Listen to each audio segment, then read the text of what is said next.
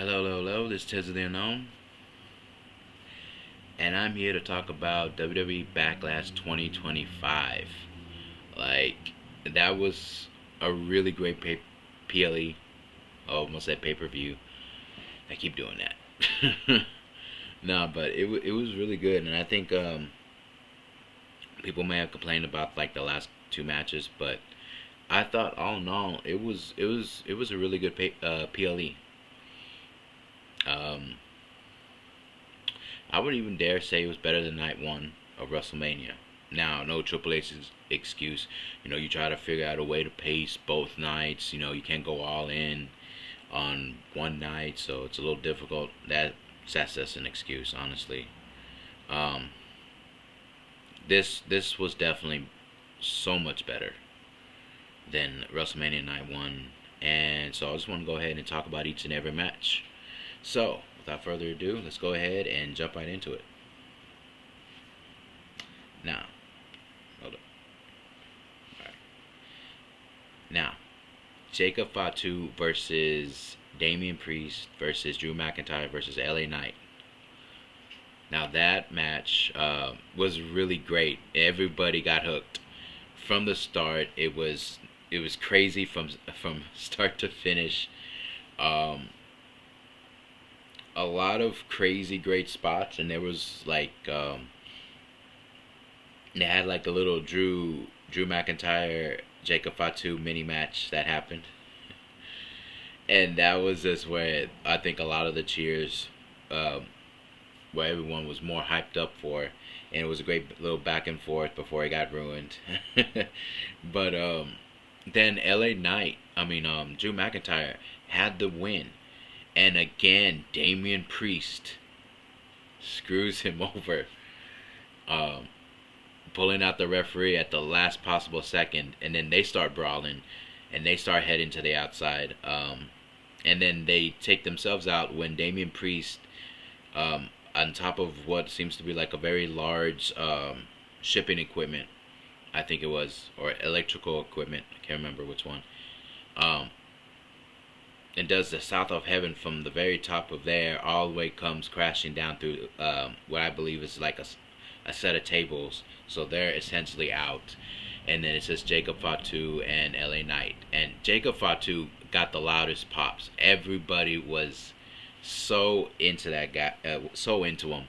And it's just because he has this aura, and it doesn't feel fake. It feels real, and I think that's what people were really,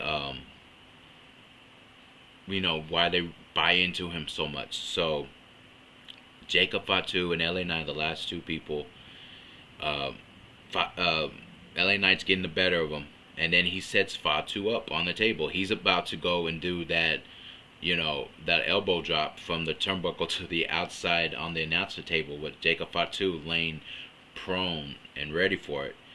All to be, you know, interrupted by Solo Sikoa. And as LA Knight's about to go up there and beat the crap out of Solo Sikoa, somebody else comes and jumps the fray. Jeff Cobb. And Jeff Cobb goes and lays out LA Knight. Lays out LA Knight. Everybody's going crazy for that because that's like a WTF moment. And then Jacob Fatu had this look on his face like no, I what the hell is this? Like, no, I didn't. He was in shock, and he goes into the ring. He didn't want it to win that way. He did not want to win the match that way. But he gets in the ring. He still looks at him, and he still sees that Fatu and Cobb are like side. I mean, not Fatu and Cobb.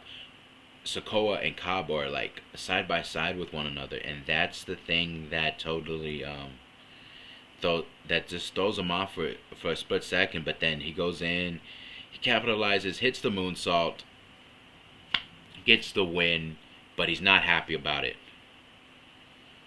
And Fatu basically said at his press conference that we're going to see what we're going to see because he doesn't have any words himself for what happened, why Cobb is there. So that's going to unfold on SmackDown. And honestly, I feel like Fatu needs to watch his back now because Solo Sikoa now has muscle that if he feels like he can round Jacob up with Cobb. Um, Whatever it is, I think they're gonna a Cobb versus Fatu match is gonna be absolutely freaking amazing. But yeah, Solo needs to watch his back.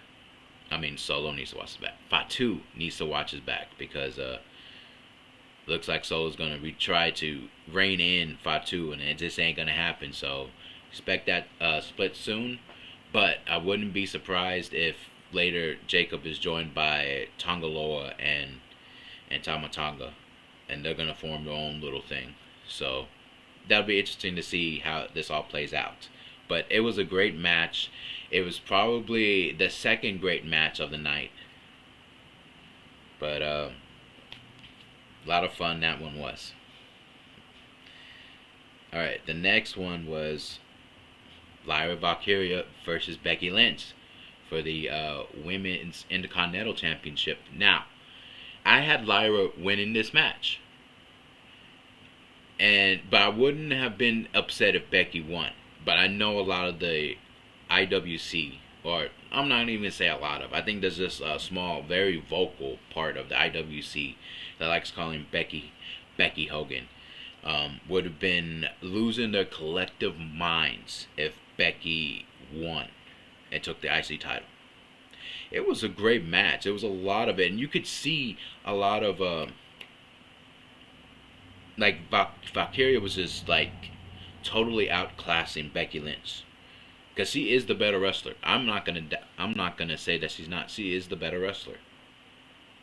But when you match wrestling with being a great entertainer, Becky Lynch has that in spades, and Lyra doesn't match up to that. But there was a lot of there was some bravado from Lyra in this match. A lot of personality in each and everything that she did. And that was something that was missing in every single one of her matches. And it's because she wasn't personally invested in any of those matches like she is with Becky Lynch, who was supposed to be the woman that she looked up to. Her mentor went ahead and attacked her after Lyra got pinned for the tag team titles just the day after winning them. So she was personally invested in this. And so you saw that kind of coming through, and it was a great match back and forth. There was a lot of some pretty good spots, then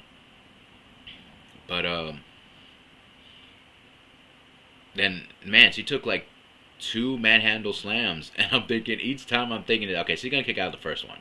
She barely does, and then she hits this, and then she gets hit with the second one. I'm thinking, oh shit, everyone's gonna lose their collective minds. But she kicks out again, and then there's the turnbuckle spot. Becky went off and took off the pad for the turnbuckle, and I'm thinking that it's gonna get used, but Lyra ends up kind of hitting the middle turnbuckle instead, so she ends up avoiding that. And then as a little bit later on, Lyra hits her finisher, the Nightwing, while the referee is doing what she's supposed to do and is putting up that protective thing, is putting up that protective pad on the steel turnbuckle. And it's funny when people go and they say, well, she should have been counting 1, 2, 3. Like, honestly, like, we've seen people get hit in that exposed turnbuckle and the referees do nothing. They just go off to the side like, okay, well, that's exposed. There's nothing I can do about it. But a referee is supposed to ensure the safety of each wrestler, and that's what Jessica Carr was doing. So I wasn't totally mad at her for that, but because of that, Becky was able to kick out of the Nightwing. But as they were going back and forth again, it came down to I think Lyra broke her nose. She may have got hit the bridge of her nose when Becky tried to look like she tried to hit her like in the eye. I don't know if it was a thumb. It was supposed to be like a finger or a thumb to the eye or whatever, but she hit her, and then Lyra ends up, as she's right there trying to tend to her nose, rolls up Becky Lynch and gets the victory. No Bayley interference like I thought in my prediction video. Lyra did it all on her own again. She got Becky again. And Becky, going into a rage, starts attacking Lyra Valkyria. So, going forward, I don't know. I hope Lyra's not seriously hurt. But going forward, I feel like this is going to be a Becky Lynch for and Lyra Valkyria rivalry that's going to go up for maybe another month or so, and so Bailey comes back, and I think that's when you're going to have the Becky versus Bailey feud that's going to probably work itself into the summer, and then Lyra goes off to something else. But hopefully, this Lyra uses what happened in this match, and hopefully going forward that they just bring that, make her have more personal feuds for her IC title, not just competition. Because competition is great for when you're doing like a single thing on Raw, but when you're trying to build up a story, when you're trying to build up a champion or any kind of opponent or whatnot, there has to be some kind of personal animosity, some kind of personal feud, somebody to get so they can get personally invested into it. And Lyra, that's what she needed, and Becky gave that to her. So I don't want to hear the BS of Becky Hogan again, because here she is. Lyra picks up the victory, and it was a well-deserved victory. It was the right call. It was the right move for me, for Lyra to go over there, and both women look strong. So I'd say that to me, this was the best match of the night. Lyra Valkyria versus Becky Lynch. Still your Intercontinental Champion.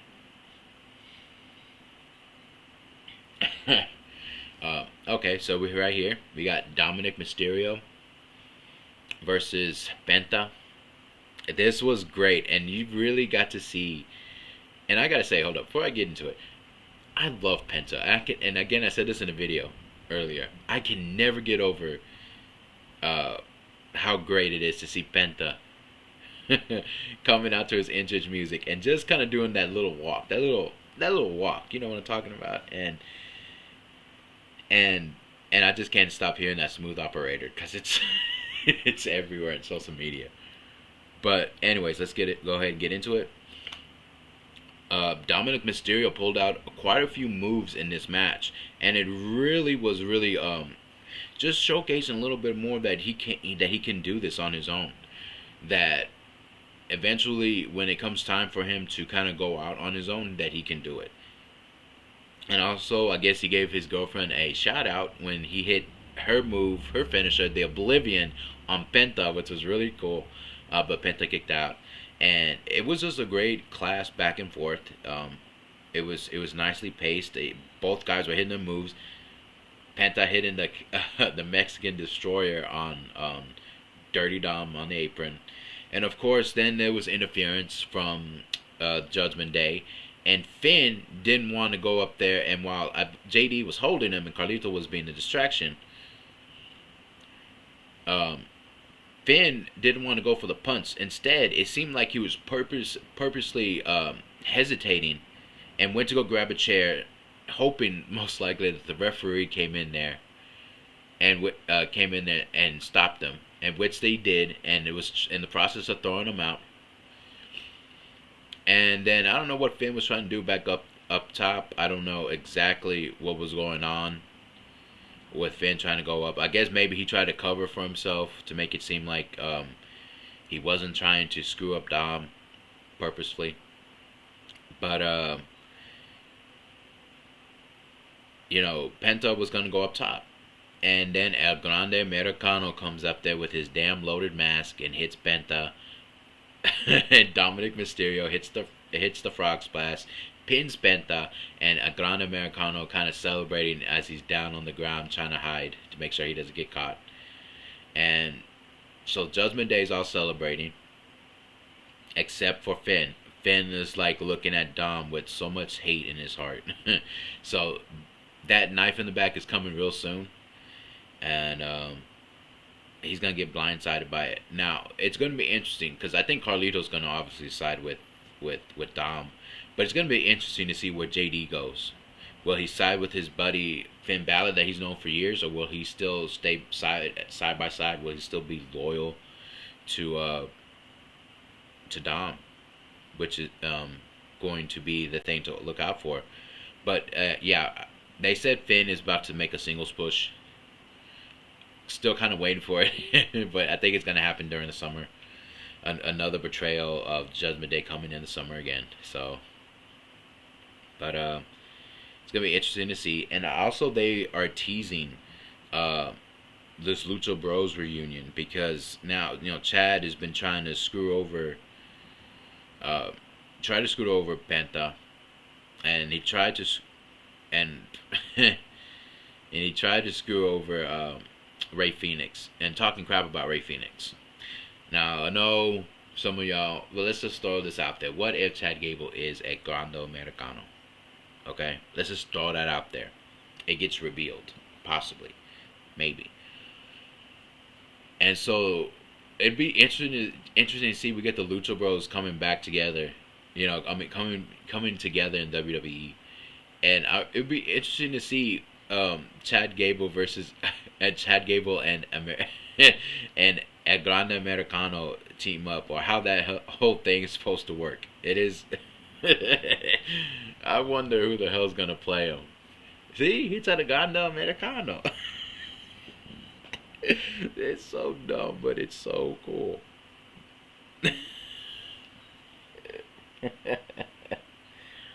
But yeah, it seems like they're gonna start leaning towards getting the Lucha Bros together. So Ray may end up leaving SmackDown, or it just be like a one off thing, just for the brothers to see them kind of tag team and do their thing, and then eventually go off and do their own thing on their separate brands. But either way, I can't wait for that to happen. Dominic Mysterio retains the title. On to the next.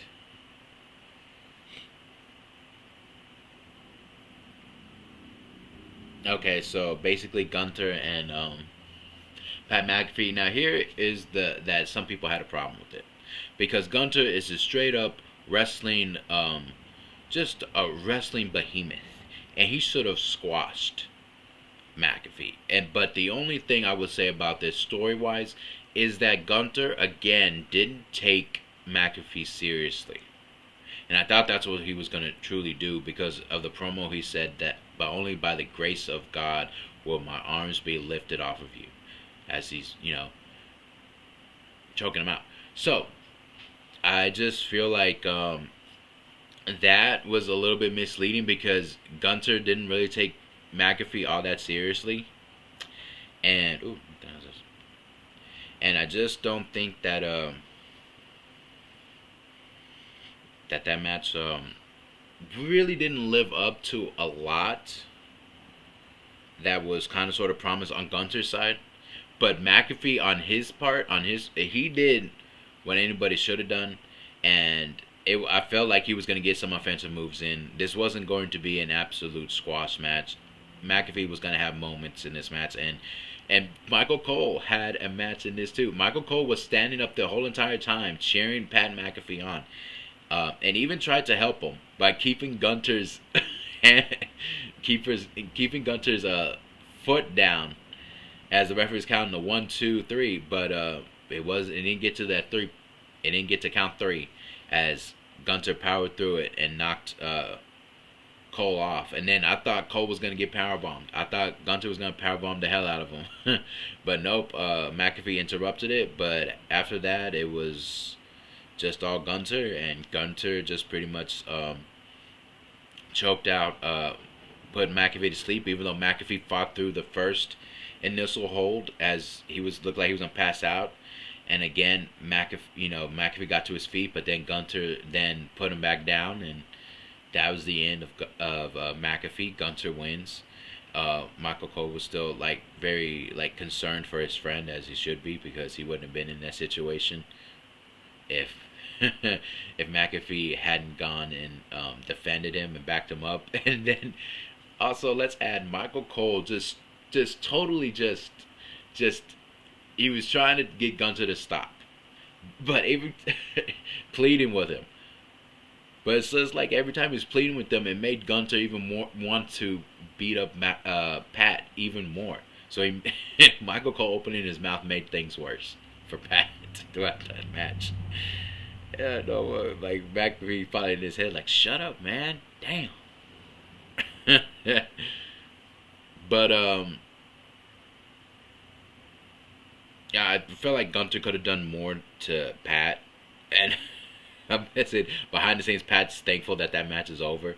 He showed a picture of his chest all red after all those chops, which was, you know. But Pat held his own, and I'm pretty sure he told Gunter to not hold back.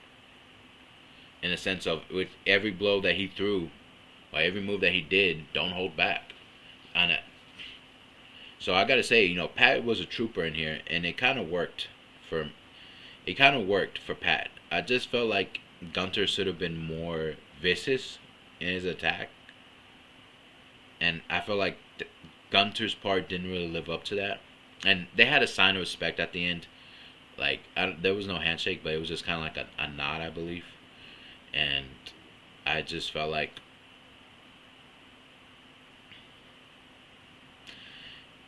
I could see why people would have a problem with it because, like I said, Gunter is a wrestling behemoth, and there's no way that Pat should have even had that kind of a match or any kind of match with him.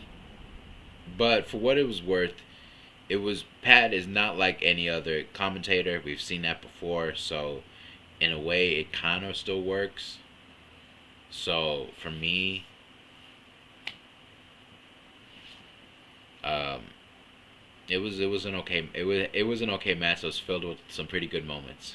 So yeah, and so let's go. Last but not least, John Cena versus Randy Orton for one last time. You could tell Randy had the advantage in the beginning. John, it was funny to me, man. But before I say this, man, I said this before in the video. Thank God for France, because if it wasn't for France, Randy Orton would have changed his damn theme song, and that's crazy to even think about. And let's point out, international crowds are so much better at singing Randy Orton's song than American crowds. Even his hometown, it was like, I hear voices. And it's I hear voices in my head, and that's pretty much all they knew. That little the chorus, it seemed like that's all they knew. And then they were kind of like,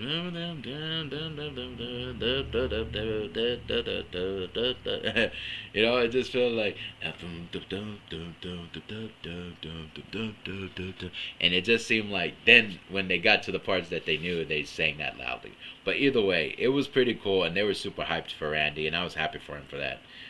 But and then John Cena came out, and then they booed him, obviously, and like the match went back and forth.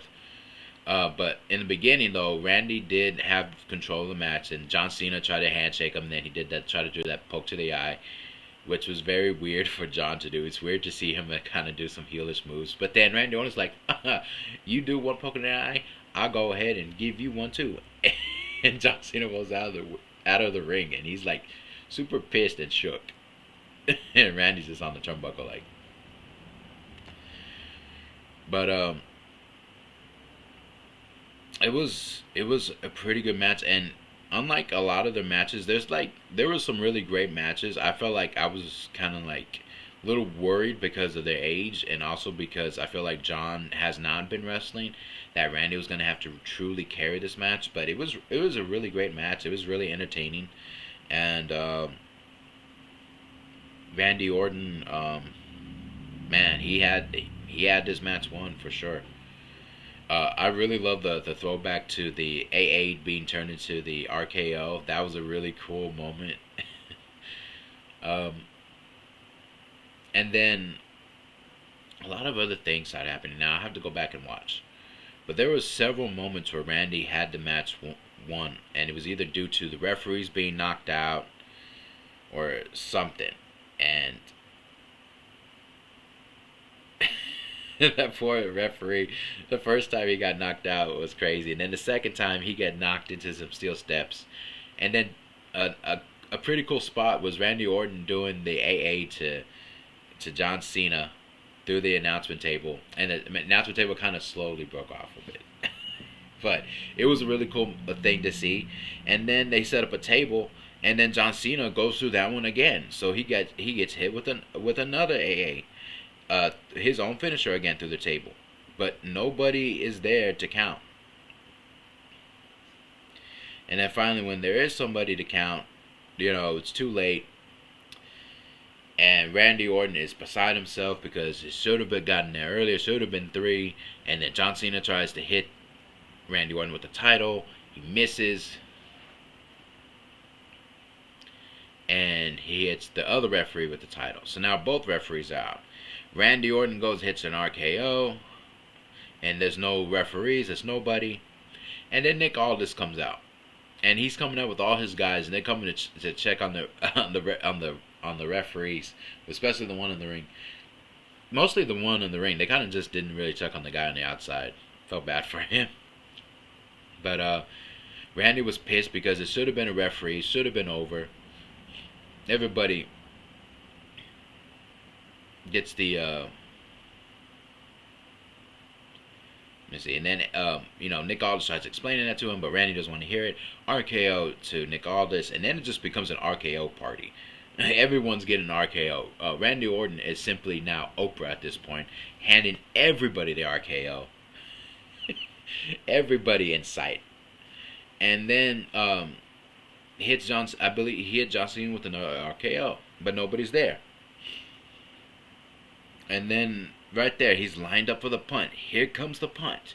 Here comes the punt that he promised he was going to do to John Cena. And R-Truth gets involved. R-Truth's trying to protect his childhood hero. And Randy Orton is perplexed. He's pissed. He's like, why? Why? And then RKO's him. And as he's RKO'd, he gets low blowed by John Cena from behind. John Cena grabs the title, hits Randy Orton, and gets the 1, 2, 3 from the first referee, who was laid out by John. And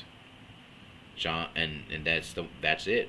Now, people hate the finish, but it's supposed to be a heelless finish. I mean, could they have done it better? Probably. But that's the story that they're trying to tell. John Cena's not the same John Cena. He's winning his way. And his way is cheating. And he did it, and he got the 1, 2, 3. That was it. And then John Cena got up in the microphone, told him to cut off the music. He's talking about that he wants real competition. So he'll probably get that real competition. And CM Punk was later was basically saying, on his Instagram, "See you soon." I think that was the answer. I have to go back and look at it, but it was a message sent from Punk to Cena, and we're going to most likely, and I hope that's what we get, Punk versus Cena again at Money in the Bank. 14 years later. And he's going to want his get back for what happened 14 years earlier. One of the greatest Money in the Bank matches of all time. And we're going to have another masterpiece on our hands here. But at this time,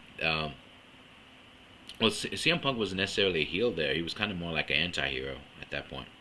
But anyways, and then was R-Truth hold up, before I get to that, Cena, after the thing was over and it went to the post-game show, or the post-PLE show, John Cena, was soaking it all in, and he was hearing them saying, "Thank you, Cena," and there was this look on his face where he was kind of like battling this internal struggle that he had, because there was a part of him that wanted to thank the fans, but he still wanted but he couldn't let himself get there, and he would kind of like slowly shake himself out of it, and it was like, no, I'm not giving in to the fans, the love that they're showing me. I'm not doing that.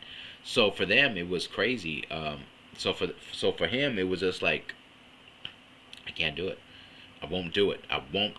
And it was just this internal struggle as he was even walking up the ramp. You could see it in his eyes, and that's what I love about John Cena. And what I'm really starting to see from John Cena, and I guess it comes with him doing all those acting jobs, and really as Peacemaker, which I think that's his best role. It really showed this part of him that showed this struggle, And we got to see that because he's been their guy, and deep down, he's fooling himself because he listened to The Rock's lies. I'm pretty sure Rock got in his ear and was talking about it's time for you to do what you want. All they do is try to piggyback off of you and everything that you've done. You're better than that. You're better than them, and that's part of the reason why Cena sold his soul to The Rock, because he was angry, and he was right for most of that was the fact that the fans, it is a toxic relationship for some of it, because there are fans that really they booed him, and they booed him when he's a good guy. They cheer him when he's a bad guy. Booed him when he's a good guy. Cheered him when he was a bad guy. I think I'm saying that right? I'm making sure. And so now it's just like but to think and hear it, it brings him back. Those cheers and hearing that thank you, Cena. He really wants to give it back to the fans, but he can't let himself go there. So he just has that struggle as he's turning away and as he's walking up the ramp. And so that's what we're going to see. We're going to see that, and I think that's really what is going to play into the CM Punk John Cena thing. Is CM Punk's trying to get? It's going to try to get him into it. But let's be for real. If they have that CM Punk versus John Cena match for the title at Money in the Bank, he's not winning it. Just Punk's not winning it because the other guys are going to get involved, Braun and Seth Rollins, because they view that as control. And it's one thing if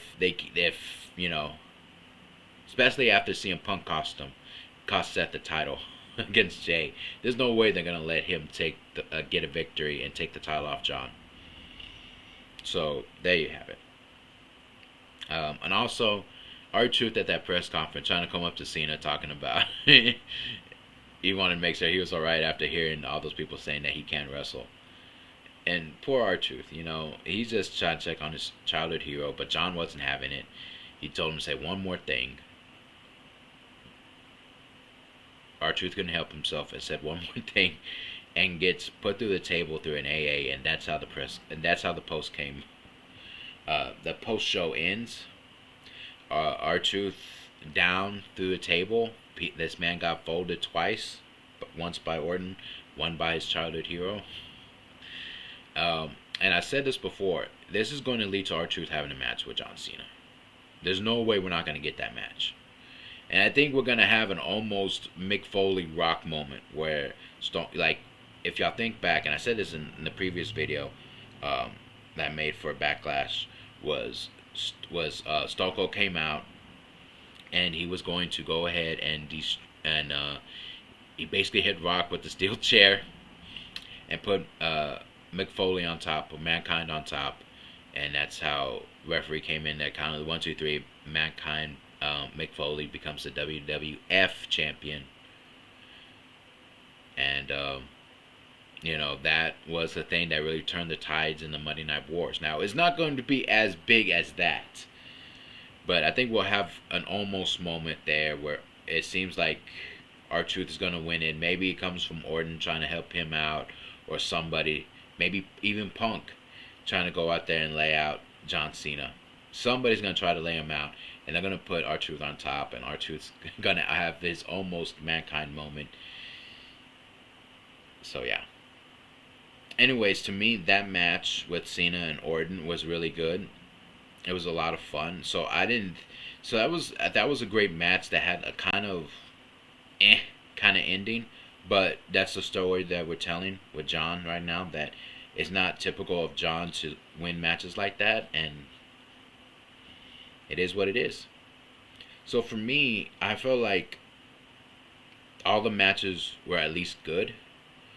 The two bright spot matches were definitely the Fatal 4-Way for the U.S. Championship and the Women's Intercontinental Championship. Becky and Lyra, to me, was the match of the night, for sure. So, all in all, I would give Backlash probably a B+. I would definitely give it a B+.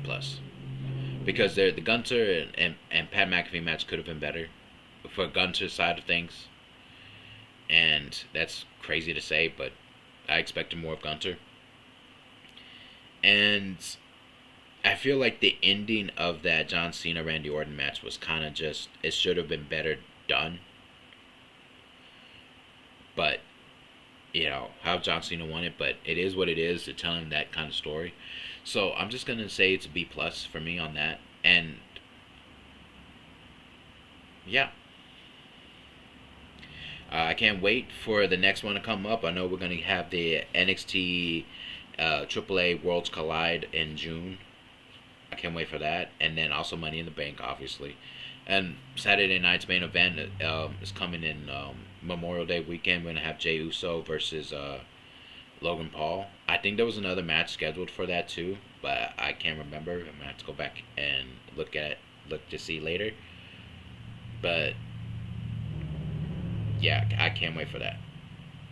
Anyways, you guys, I hope you enjoyed this video. Thank you so much for watching this, for bearing with me. I wanted to make this video, and I'll post it up later, for sure. It's Mother's Day now, so I'm going to go ahead and just call it a night. Thank you so much. Hope you guys are having a great Mother's Day weekend. Y'all be safe out there. Says to the unknown, logging off.